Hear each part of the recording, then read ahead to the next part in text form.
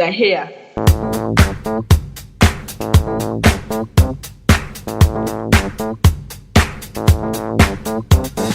Yes, the hair.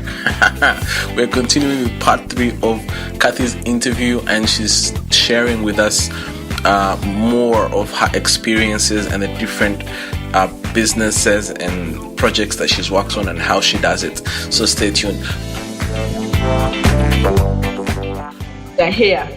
Because most of the times we notice that for us, when we go to the African salons, if you don't have your own attachments, it will be more expensive because they have to charge your attachments and all.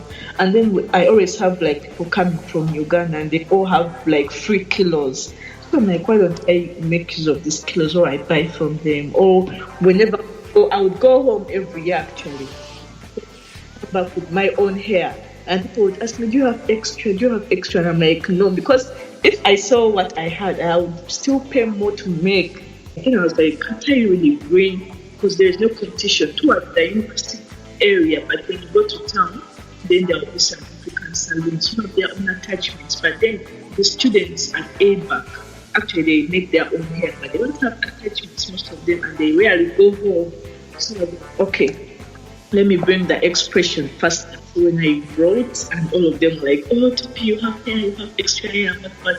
So that's how they started buying from me. Actually, but right now I have a home. People now know that I do sell hair, and most of my friends who make hair, they're like, okay, we are not going to buy from Platinum. The place is called Platinum for like African salons in Bangkok. When you come, you can check it out. So instead of going there, that side, because it's like around 40 minutes from here, they would prefer to buy from here at a cheaper price. Then for the trading, there are the kilos. So there are friends here who want to send stuff home, but they rarely go home. Most of the sweets actually rarely go home. So I was like, okay, you guys, you can buy your things, and I send them at a fair price. So I have already people who come, and then they have some cages. And then also when they are going, most of them use the traders mainly, they ship their things. So they kind of like have free kilos on the plane. So I'll tell them, okay, sell to me the kilo like at around $3 to $5. Then I sell to my friends at around $8. Okay, so let me break down the genius of this idea. Well, so she gets contacts with traders that are coming to Thailand to trade. Takes them around, shows them where to buy, shows them where the best deals are, helps them out. And once they finish buying, they ship all their things by cargo to the countries where they're coming from. So they're going back with, just handbags, but they still have that complimentary luggage that, the airlines give. And it's basically not being used for anything since they've already shipped everything. And now she also has students or clients or people and friends that want to send things home but can't really afford to pay for cargo shipping.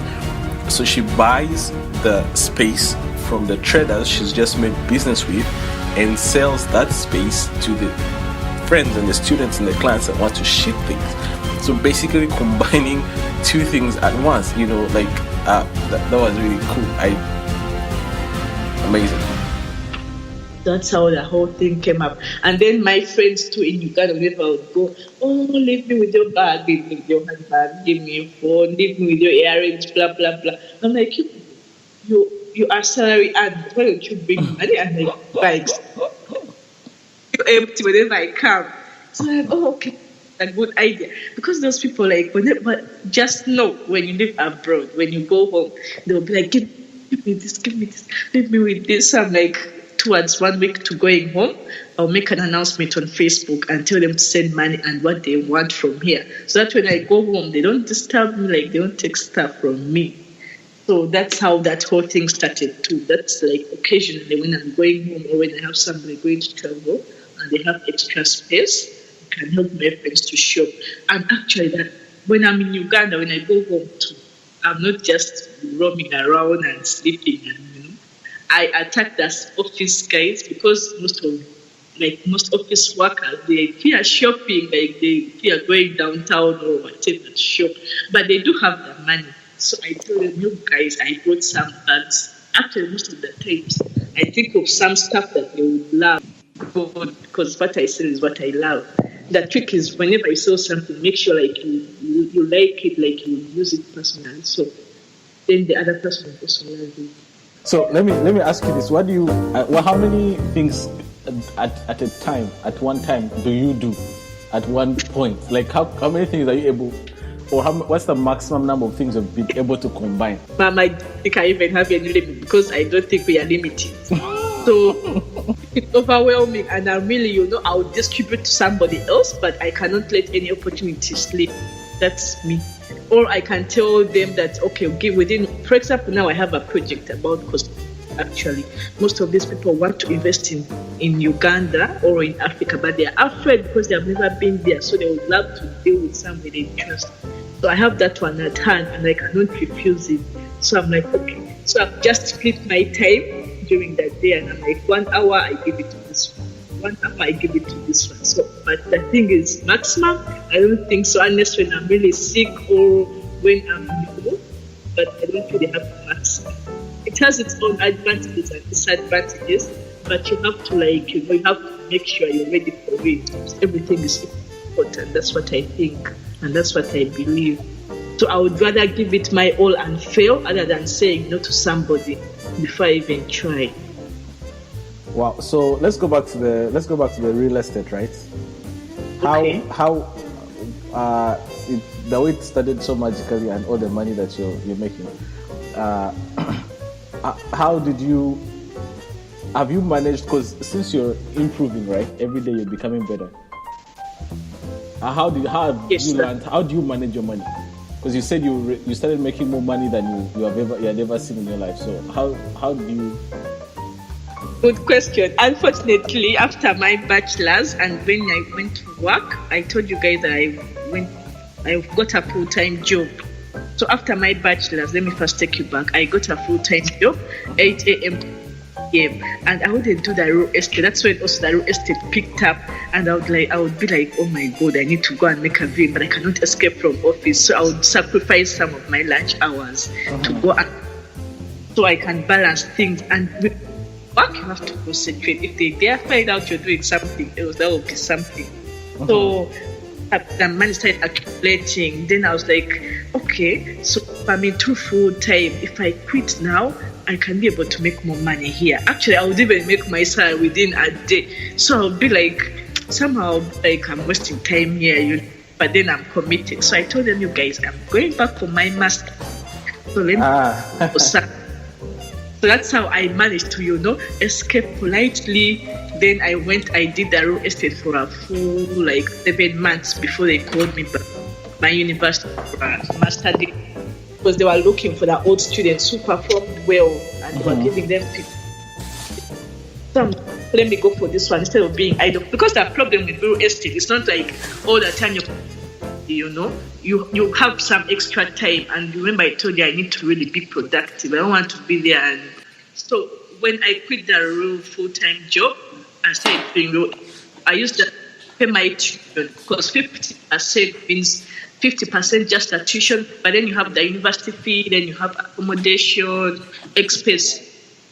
Literally, I've been using the real estate money to sustain myself for the past 3 years. Been using, but on top of that, I know that out of your work is how much you have in savings.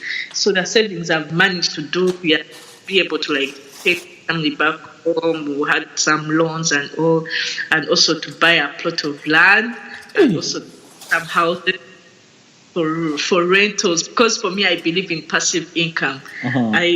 Everyone has their own approach or their way of living, but for me personally, this real estate thing has really made me go crazy, because right now I'm not of the perspective of going to work every day or doing the hard job for something little.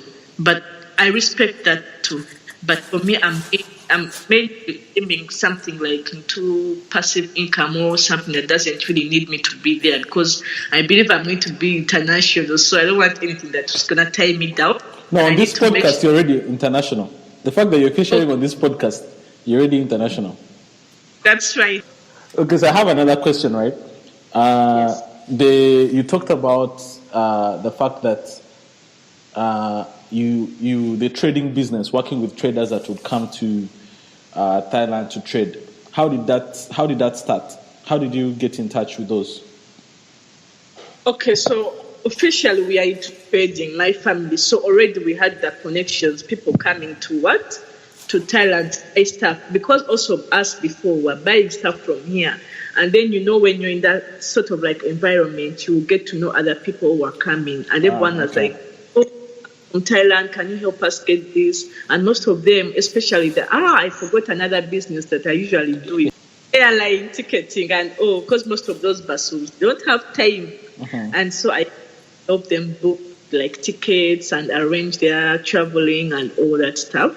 Yes, that's how I got to know. And then when you're Ugandan and you're in Thailand, there will be one who is in Thailand, stuff like somehow you get to know them. Some of them even contact me on Facebook. Others are like, this one, give me your number. Can you help me when I come? I'm coming in this month. Are you free around? It's like word of mouth or recommendations. Like when you do good and somebody appreciates you, then they'll tell others. It's like a community. So that's how that. So what are some of your like maybe work principles that you've learned along the way that have helped you to at least gain some level of success?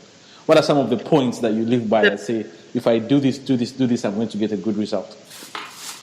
Speed of delivery, and it has really worked for me because I know that when, for example, in real estate, it's not only me who is the agent there, and all the clients have the freedom to contact as many companies. So this thing has told me a lot that the faster you are, the better chance you have of closing the deal. So for me, when it impacts me or what, I act very fast. Even if I don't have something, I will be like, I'm checking now. Can you hold on a bit? Something like that. So number one, of delivery, and then being truthful. Like if you don't have anything, just say I don't have at the moment, but let me look it up for you. And also having that perspective of like, if it were me, would I love this? Something, putting it like being in that person's shoes.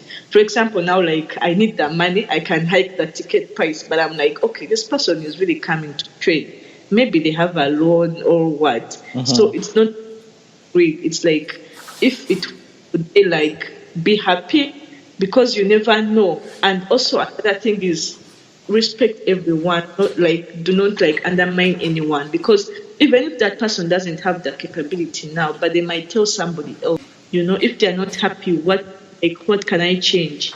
And also having the feedback from my clients, like follow up and be like, hi, is it working fine for you? Is it what you expected? It's not just about money or closing that deal. So I feel like also like having a long-term relationship with your clients and customers and checking on them. Don't talk to them only when they want something. Speed of delivery, and also praying to God. Actually, I do pray to God to send me. And does it work? Does praying to God work? Of course, there's a point where you're like, oh my God, do you think I'm going to cross? Like, tell a client a room in an apartment. When you go down, another agent is going to show another room in the same apartment with the same client. 4 hours later, they're going to see like 5 other rooms. Sometimes I believe all wealth comes from God, especially when you abide by the rule of like tithe and helping the poor. So I believe that really, by the time I started, let me tell you, every year I drastically increased. That's the truth. Because even you call tipping is very nice, actually, you guys. Whatever you do or whatever money you earn, make sure you keep you put it down in some maybe Excel sheet or something so that you can track your progress. So for me, when I started doing estate in 2016, 2017, and now 2018, it has just been increasing.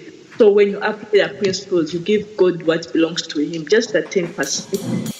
Wow, for today, that's it. We have to end here. But for those of you listening in real time, today, the 31st of March, is Brother and Sister Day. So happy Brothers and Sister Day. Happy Brothers and Sister Day, Ivy. And also today is National She's Funny That Way Day. So if you know somebody who's funny some way, you should wish them a happy Funny That Way Day. And interestingly enough, it's also National Bunsen Banner Day. So Yeah, for all of you people that use Bunsen burners. Yeah. All right, and it's also National Crayon Day. I don't know which nation this is that celebrates all these days, but if you are from that nation, then happy Crayon Day to you too. All right. We also have some more good news. Our podcast is now available on Pocket Casts. It will soon be available on Spotify. We are available on iTunes, on Stitcher, on Spreaker, and on our website www.studententrepreneur.com.